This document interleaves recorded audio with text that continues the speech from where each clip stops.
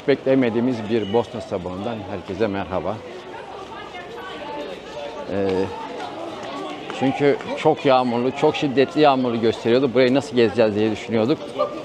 Bugün Bosna'da geçireceğiz. Bosna'nın işte gezilmesi gereken Hacı Üsref Camii var. Ali İzzet Begoviç'in mezarı var. Baş Çarşı'ya gideceğiz, o çeşmeye.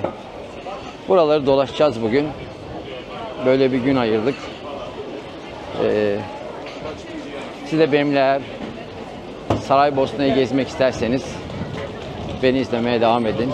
Umarım sıkılmazsınız. Umarım benimle beraber bu güzel şehri yaşarsınız. Maalesef hala para bozduramadık. Burayı sorayım bakayım nerede para değiştirebilirim diye. Sorry. Where can I change money? Change money. Go. Okay, thank you. Şu yolun sonunda para değiştireceğiz. Süleyman nerede bilmiyorum ama buluşuruz. Kahve, yine kahve içeceğiz. Allah'ım 4 gündür ilk defa kahveyi burada içtik. İlk defa. Sorry. Şimdi kendimi size göstermeyi bırakıp Bosna'yı göstereyim.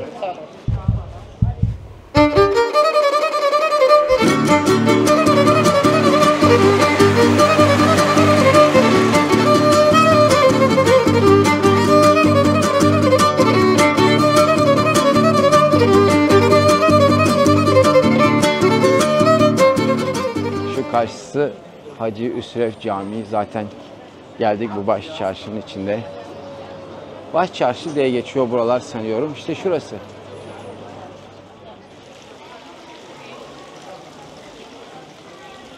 Namaz saatleri dışında kapalı sanıyorum. Şurada namaz kılıyor insanlar.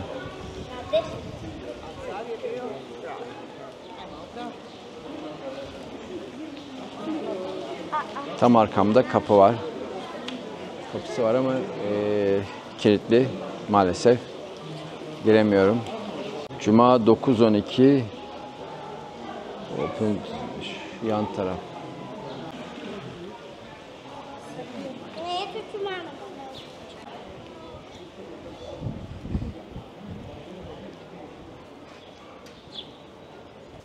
Orası kapalıymış. Burası açık. Şu kapı kapalı.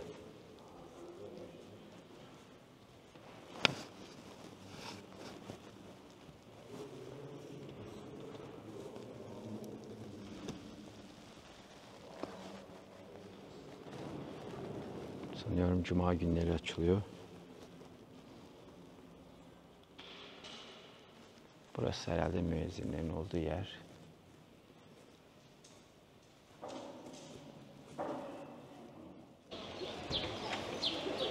Kıyafeti müsait olmayanlar şuradan üzerlerine camiye girilecek gibi kıyafet oluyorlar ve girebiliyorlar. Neyse. Burayı da gezdim. Şimdi tekrar çarşıyı gezmeye devam edeyim. Ancak bu arada hala para bozduramadım.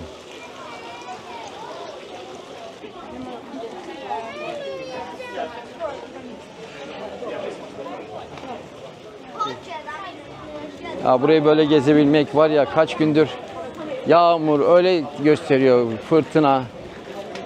Çok şükür ya. Süleyman'ı kaybettim ama biraz sonra buluşuruz. Nasılsa telefon var, oturmuş bir yerde, büyük ihtimal kahve içiyor olabilir. Ya da dolaşıyor olabilir. Böyle sağlı sollu dükkanlar. Yaşasın. Para değiştireceğim. Para bozdurma yeri kapalı olur mu ya? Ya buraya hiç pazar günü turist gelmiyor mu yani? Ne kadar para bozduramıyorum. Şurada bozduracağım. Her yer kapalı. Neyse, zor bela para bozdurdum.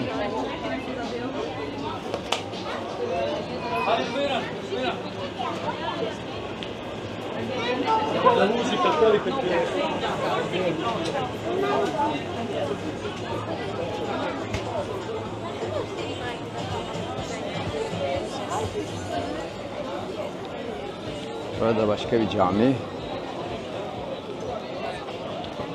Ve işte çeşme. Buranın merkezi bu çeşme.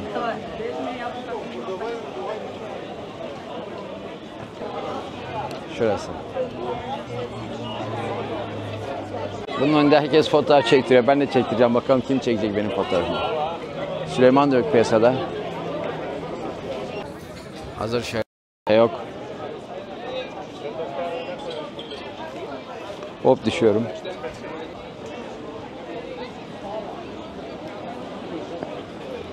Çeşmede bu.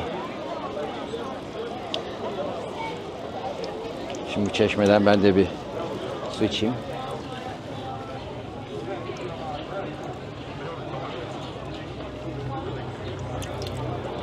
Suyumu da içtim. Bütün ritüelleri yerine getirdim. Bu arada bunun adı, ben hep çeşme falan diyor ama biz çeşme diyoruz normalde. Sebil diyorlar kendileri. Bosna'daki bütün çeşme suları içiliyor. Zaten her yerinden su fışkırıyor, öyle bir şey. Daha önce geldiğimde demiştim ki ya bu nasıl bir su demiştim. Gene şimdi geldim, yine aynı. Neredeyse bütün yolu bir nehir kenarından geldik. Şimdi nehirin adını biliyorum desem yanlış söylemiş olurum. Her zaman dediğim gibi ben bir belgesel kanalcısı değilim. Kanal çekimcisi değilim ya da öyle söyleyeyim. Tam gezdim, motosikletle gezdim. O anlık nereye gittim, nerelere uğradım, neler yaptım. Onların görüntülerini, yaşadığım anlık paylaşımları size aksettirmeye çalışıyorum. Allah'ım bir cümle kuruyorum, cümlenin arkasını bulduramıyorum yani. Bu sefer de ona göre yeni bir cümle kurmam gerekiyor. Karışıyor bazen. İşte anlık böyle sizinle paylaşıyorum. İnşallah her anımı size tatlı tatlı, canlı canlı, kendi yaşadığım gibi aksettirebiliyorumdur.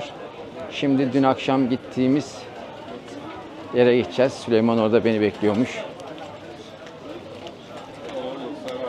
Neresiydi orası da? Şurası galiba. İşte burası. Dün akşam gece gelmiştik. Şimdi bir de gündüz gözüyle geleyim. Of. Çok sıcak ve burası çok güzel. Oo, Süleyman yeri bulmuş bile. Maalesef böyle YouTube'da olunca böyle oluyor. Pardon. Çarşıyı dolaştım, baş çarşıyı. Çeşme'ye gittim. Gazi Hüsrev Bey Camii'ne gittim. İçini dolaştım. Yollarında yürüdüm. Şimdi ne yapacağım tabii, bu kadar yorgunluğa güzel bir kahve içeceğim. Dün akşam da içtim. Dün akşam öğrendim ama nasıl içeceğimi. Onu ona buna koyarken karışıyordu. Şimdi artık nasıl yapacağımı da biliyorum artık. Burası da aniden doldu. 5 dakika önce boştu burası. Hayret bir şey. O kadar kalabalık ki. Sıra bekliyor herkes. Şöyle bir arkamı göstersem mi? Genel göstereyim. Şöyle göstereyim size. Her sıra bekliyorlar.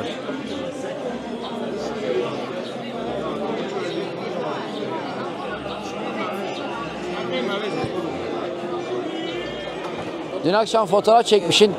Koca bir göbek çıkmış bende. Demek ki var. Yandan gelmiştir orada. Yanmasadan göbek. Neyse arkadaşlar, artık en azından size şöyle göstereceğim. Şimdi bu sefer kahveyi şöyle göstereceğim. Allah, çok sallanıyor ama öğrendim. Bunları içinden çıkarıyorsunuz. Ben onu içinden, ama onu ona koymuşlar, bunu koymuşlar. Benim günahım yok. Bu da böyle çok oluyor. 2 şeker. Ben bir tanesini kıracağım.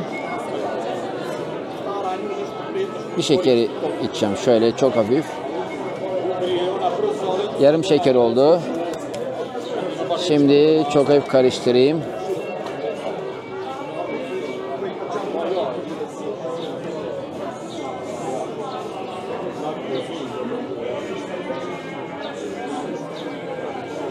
Tam o çizgiye de koymuşlar. Çizgiye kadar yapıyorum.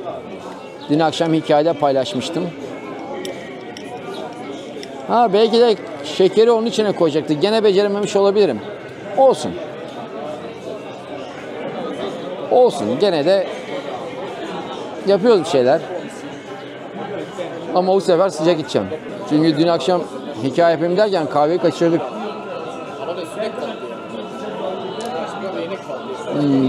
Harika. Değerli takipçilerim, olay böyle. Şimdi ben kahvemi içmeye devam ediyorum. Siz beni takipte kalın. 1-2 saniye sonra başka yerlerde olacağız. Tamam, mikrofonumuz da hazır. Şimdi böyle kaldık. Bakalım nasıl. Boşnak böreği. Hem de orijinal yerinde yiyorum. Ispanaklı da güzel. Peynir de güzel. Kıyma da güzel. Böreğimizi yedik. Şimdi Ali İzzet Begoviç'in mezarına gideceğiz. Galiba yağmur yağmayacak. Şu anda sen de varsın. Haber olsun. Ne güzel zaten börek işte. Şimdi Ali İzzet Begoviç'in mezarına gidiyoruz. Oradaki şehitliği ziyaret edeceğiz. Şu yolun sonu.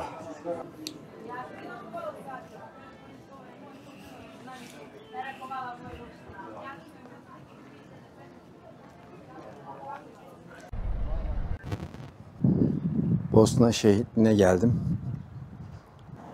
Sanıyorum burada sade Bosna Savaşı'nda şehit olanlarla beraber sanıyorum gaziler de var. 1996, 92, 94 çoğu bunlar 54, 94, 40 yaşında. 62, 92, 30 yaşında. Hepsi 92 civarlarında işte. 63, 92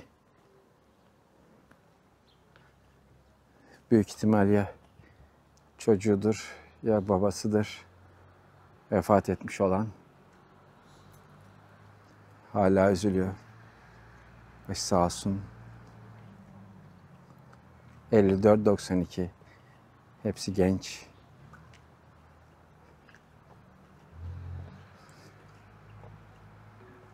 ...70, 92, 22 yaşında. 67, 92, 25 yaşında.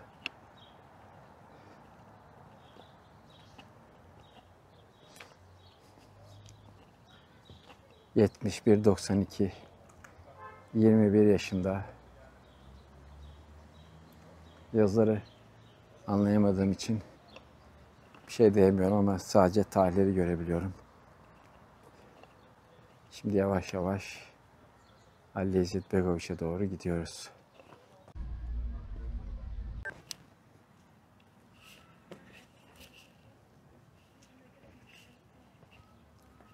...63, 92, 29 yaşında. Hepsi gencecik çocuklar işte. Bu savaşın kime ne faydası oluyor bu savaşların?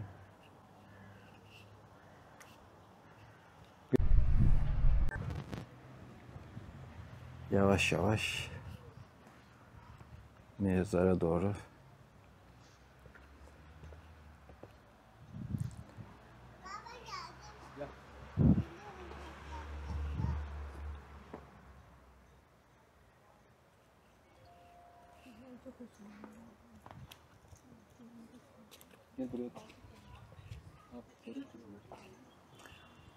ne söylenecek söz var. Her zaman olduğu gibi beni bütün şehitlikler derinden yaralamıştır. Hepsi bu Müslümanlığın ilerlemesi için, kendi ülkesi için, Türklük için, vatan için şehit olmuş. Boşnak olsun, Türkiye olsun hepsi farklı. Hepsinin amacı bir. Kendi vatanını, ülkesini, dinini korumak.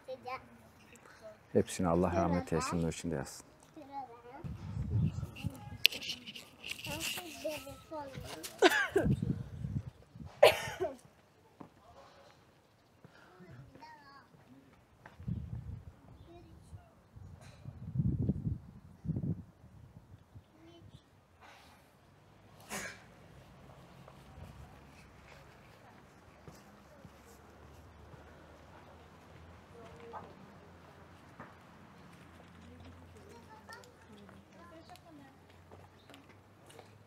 Böyle hüzünlü bir yerde bir Müslümanlık adına çok üzünlü ama hepsi büyük cesaret örneği göstermiş bir yerde de kardeşlerimle karşılaştım. Nereden geldiniz siz?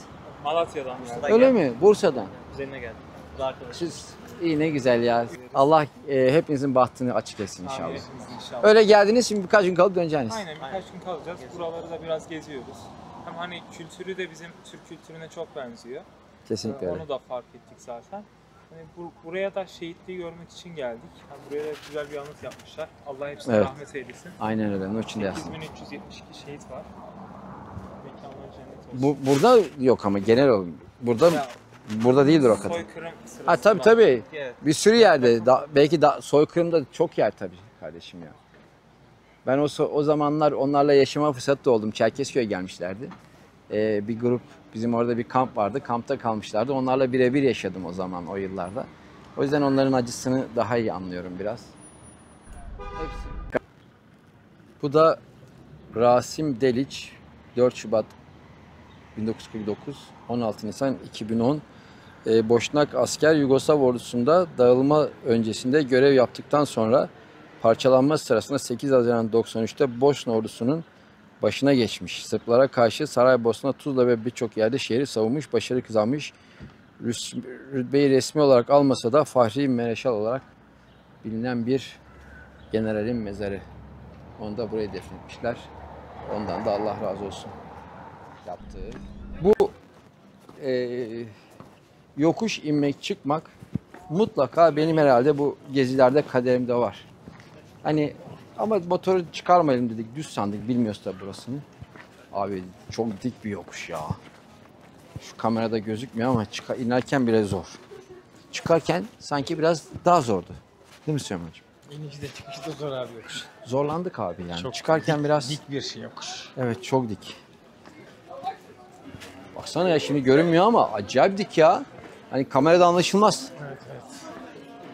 Ha, ayakkabının ön tarafından dışarı doğru çıkacak yani. Şöyle yeri zemini böyle göstereyim en azından, şöyle. Şuradan.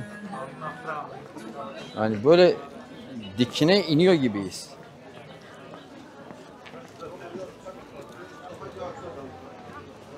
Bahçeşehir'e geldik. Bu da XADV 750 mi 350 mi tam anlayamadım ama 750'lik bu Süleyman. Ya 350'lik de var ama 750. Küçük ya. Baksana şuna Süleyman. 750'lik bir motor bu yani. Değil mi?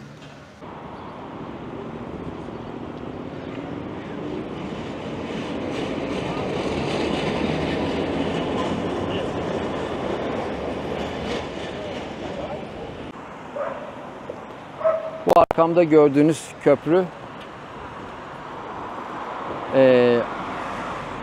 diyorum ya, okuyarak söyleyeceğim. Arşidük Frans Ferdinand'ın 1914'te öldürüldüğü yer.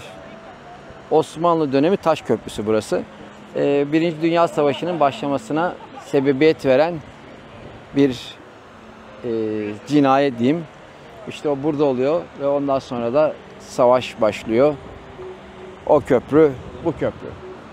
Böyle güzel bir dere üzerinde ki dediğim gibi Bosna'nın her yeri su.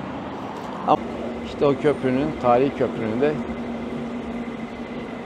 yakından görüntüsü de böyle.